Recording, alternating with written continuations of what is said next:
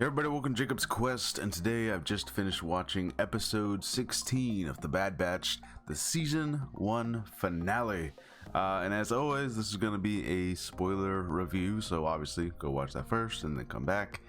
And yeah, so just to get this right off the bat, or however you say it, this episode did not have any major character deaths or major revelations that are gonna be like, whoa, that's so shocking.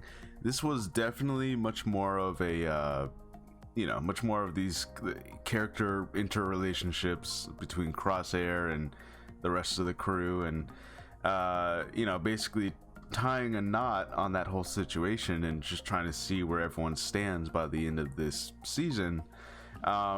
So I can see some people already maybe being a little disappointed because, hey, this is the season finale, and, people always have big hopes for the end of a season, right? Like they want some big explosive, like, whoa moment, and there wasn't really one of those. There was some decent interactions between everyone, and luckily, hey, AZ survived, the little droid from Kamino, so that's kind of what I was hoping for. But yeah, there just wasn't like a major surprise moment, which there doesn't always need to be. I can see a lot of people being somewhat disappointed because they kind of expected there to be, at the very least, I think people were expecting there to be like a last minute cameo to be like a tease of what happens in season 2, and we didn't really get that either. But anyways, let's just go ahead and go through it. So basically, Kamino is being destroyed by the Empire, and our guys are all stuck inside with Crosshair, and they just have to escape the place. Basically, that's what the whole episode is them trying to escape.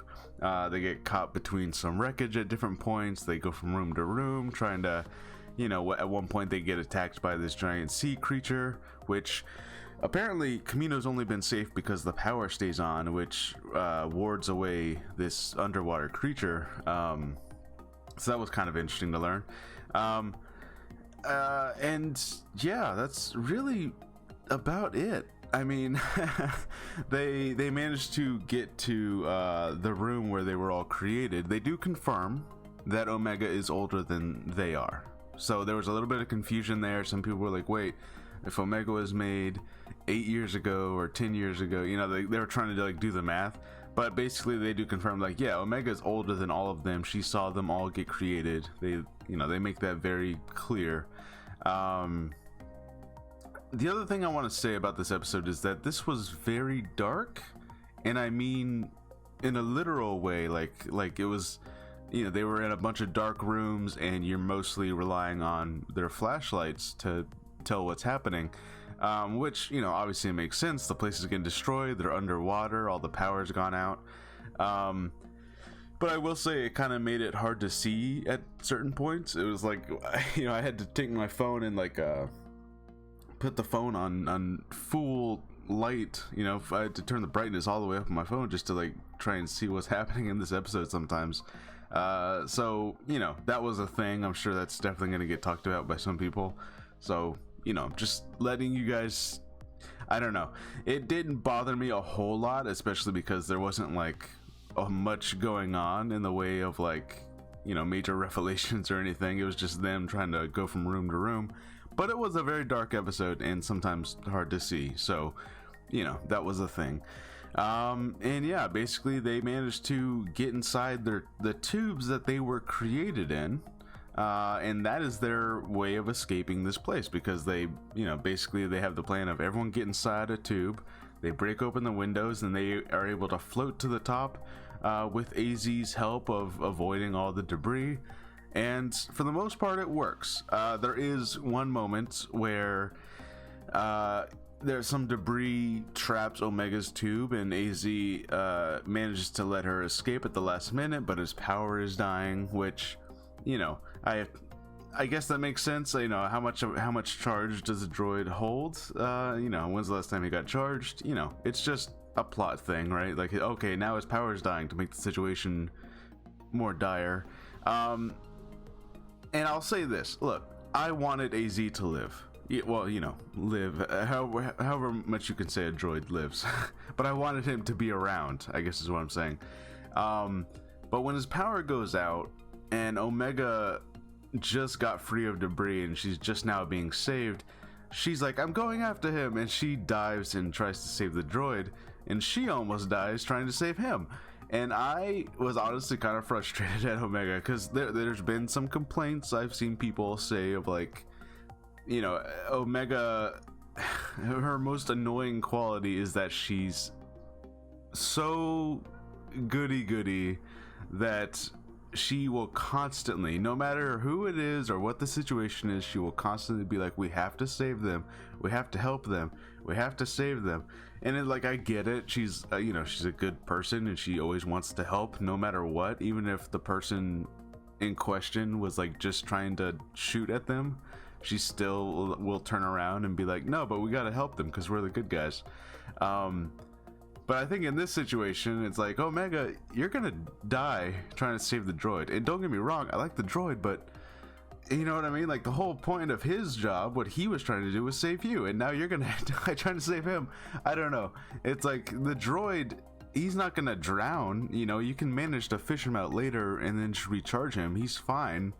You know, just because his battery died, he can be recharged, you know, if you manage to get him back out. I don't know. It was just like, come on, Omega, come on, you're gonna really just get to the top and then tell everyone you want to save him. You don't need to do this. You know, you don't need to die trying to go back down before you even get to the surface. I don't know. Anyways, that was like one little thing that kind of annoyed me, where I was like, Omega, come on. I like AZ too, but you don't need to die to try and save him. Anyways, they managed to, Crosshair, actually, he pulls out his rifle, which, you know, they do for a minute they do like a fake out. We're like, oh, he's gonna shoot one, you know, he's gonna shoot Hunter or something. But instead it's just like a little grappling magnetic thing that he uses to, I don't know how he saw where AZ was, because that water is not clear, but somehow he knew where they were, and he managed to hit AZ and drag them both back to the surface and save them both. And they managed to get back to the ship. And this is where they have their final, like, they basically confirm that, like, yeah, it's not the inhibitor chip. This is just who Crosshair is. And they give him another chance. You know, they're like, hey, you gave us a chance, and we're giving you a chance. This is your chance now to join us, to you know, reject the Empire, to be part of our crew again. And he says no. He's like, we both want different things, and this is what I want. And, you know, Omega is like, you're still our brother, you know, like, you know, we're always, you know, basically we're always gonna care about you, and we're always gonna want to give you another chance. But, like, he keeps saying no. And that was the unexpected thing. I think most people definitely thought that, like, yeah, Crosshair is gonna either die or join the crew, and you know, maybe because the Empire destroyed Kamino and had no regard at all for his life, maybe he would, like, see the light and be like, oh, you know what, screw the Empire. But no, he's totally loyal, and he just thinks it's the right thing to do. And it was kind of crazy, but yeah, I guess there's not gonna be a redemption for Crosshair. And that's the thing, is, like, you know, it's a I don't know if they're trying to show how, like, you know, like, yeah, normal people, and I guess even some clones, even without the inhibitor chips affecting their brain, they just chose this. They genuinely just believe this to be the right thing to do. Which is, like, it's kind of depressing because, you know, it's a kid's show, it's Star Wars, so you kind of always want there to be, like, a redemption thing where they learn that they were wrong. And obviously that can still happen next season, but man, it's just like, I don't know what you do from here. I like the crew, you know, it's not a case of the Bad Batch can try and save Crosshair or remove his chip or try and convince him to join them. You can't really do that anymore because you've basically exhausted all of that. You know, it's like, okay, I you know, we've talked to him, we tried to convince him, we saved his life. He, you know, like, and he still said no. I don't, it's just like that kind of situation where it's like, I don't know what you can possibly do for this guy anymore. He's just made his decision. So I can see season 2 showing Crosshair being maybe more conflicted as more things happen. Maybe the Empire starts definitely mistreating more and more of the troops and stops caring about the clones at all. I don't know. I don't know what else they can do for Crosshair to get it, but maybe he's just a bad guy now. Maybe this is not a redemption type thing that Star Wars usually does. Maybe he's just a bad guy, and then one day he's gonna have to die, I guess. Kind of depressing. So I don't know what they do with Crosshair. I don't know what his story arc can go from here, because he seems to completely reject any idea of redemption or changing his mind. He is not being convinced at all. And yeah, the crew basically flies away, and that's the end of the show. We get one last little clip of Nala Se, scientist who created the Bad Batch and all that. She is taken to some Imperial facility. I don't know if it's one that we've seen before or not. And we see a scientist come out, this lady scientist, and she is wearing the exact same uniform that we saw Dr. Pershing wear in The Mandalorian, and she also has the Kaminoan patch on her shoulder, just like Dr. Pershing. And she's like, "Oh, Nala Se, we're big fans of your work, and the Empire has big plans for you," which, I can definitely, it definitely seems like season 2 is gonna, Nala Se is gonna come back, and we're gonna be following her journey. I guess, they're probably going to introduce a young Dr. Pershing, if he's, let's see if he would be alive yet. Let's see, 5 years after Return of the Jedi. Yeah, well, he'd be like a little kid, I guess, but he'd probably be alive, but he'd be like a little kid. So maybe they won't introduce a young Dr. Pershing. But they'll definitely explore who those scientists are. Are they working on Palpatine bodies? Are they working on something else entirely? Clearly there was a clone division in the Empire. I don't know what they were working on. It must have just been Palpatines, I guess. Or maybe multiple things. We'll find out. But I'm excited that we're definitely getting that acknowledged, because for the longest time I thought that we were gonna see Dr. Pershing style scientists, human scientists with the Kamino patch. I thought we were gonna see those walking around Kamino at some point, and it never happened. And I was like, okay, where does this come from? But now we know that it's after Kamino. They just have the patches on, and they're just like, "Hey, Nala Se, what's up? Let's make some weird stuff, I guess." But yeah, that's the end of the episode, and overall I'm fine with this being the finale. I think last episode definitely had the more dramatic moments to it, and the big oh, Kamino's getting destroyed, and this is really just the aftermath of that. I do feel like maybe they should have released both episodes last week, because or maybe just make last episode twice as long or something, because like I said, this didn't have any big revelations or twists or cameos or really anything of that sort. It was really just kind of a clarification of what things were. Crosshair, he just does not want to come with them, and we confirmed that Omega's older than everyone, and now we know where Nala Se's at, and that's basically it. that's pretty much what happened. I guess this also does confirm that the what's his name, the governor or whoever he was of Kamino, I guess this does confirm that, yeah, he died. He for sure got shot down. And I would assume that Nala Se is the last of the Kaminoans. They didn't show any other ones, but who knows. And yeah, that is the end of season 1 of The Bad Batch. Yeah, season 2, I hope, definitely starts exploring things further, you know, and I think like most people, it would be nice to see, you know, maybe more Imperial type stuff, like what is Palpatine doing right now? What is Vader doing right now? Because like these are still very early days. Like the Empire's only been around, you know, I would say the entirety of this first season takes place over like what, 5 or 6 months maybe, you know, like it hasn't even been like a year yet, you know. So we're still in the very early days of the Empire, and I hope we keep exploring that kind of stuff. You know, where's Rex at? Is he with Ahsoka? Is he with Saw Gerrera? What's happening, you know? So there's still a lot of stuff that they can explore.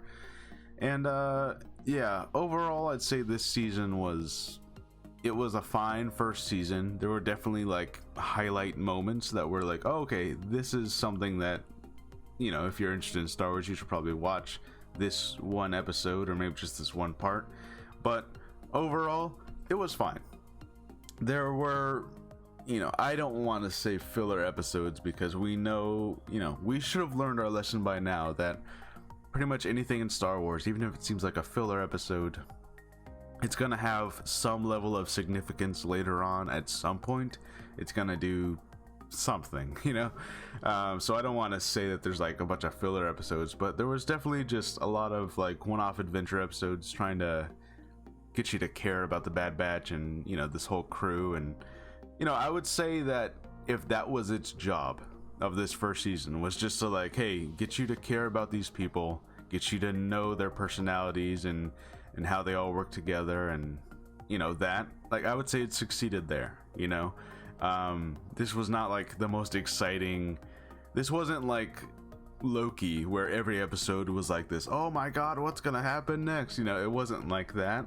But, you know, this felt like, you know, this felt like season 2 or 3 of the Clone Wars, you know. It felt like, okay, yeah, there's some cool stuff here and we'll see where this goes, you know. Like, that's definitely what it was like. But hey, AZ is alive, or, well, you know what I mean, he's a droid, but he's not destroyed. He's still around, he's gonna be around, and that's pretty cool. And you know what, there's a lot of stuff to build off of here. You know, if this was just the big setup season where it's like you understand the situation of the galaxy and the crew, there's a lot of places to go from here. You know, I don't know what they're gonna do with Crosshair. That's still my biggest thing, is that like it feels like they've kind of exhausted a lot of their options with Crosshair, because if they have a later episode where they save his life again, or they try to talk him into coming with them again, I don't know, it's gonna feel a little redundant, because like, we tried this already, we did this, and he still said no. So with Crosshair, I don't know if the only last option is to be for him to eventually sacrifice himself to save them at the last second, which, you know, yeah, that's a very Star Wars thing to do, but it does feel like, man, he could have joined them at the end of this season, but he didn't. I don't know. Anyways, let me know how you guys feel. Let me know what you think about the end of this season, or the season as a whole. Let me know what you want to see in season 2. Any kind of lingering mysteries that you feel like have not been addressed yet. And yeah, just let me know how you guys are feeling. I'm okay with this. You know, this was not like the most exciting thing in the world, but I'm fine with it. It didn't have to be that. It was definitely just more of a character episode, you know, between the crew and Crosshair. And that's what the episode was. So, yeah. Let me know what you guys think, and I'll see you guys next time. Bye.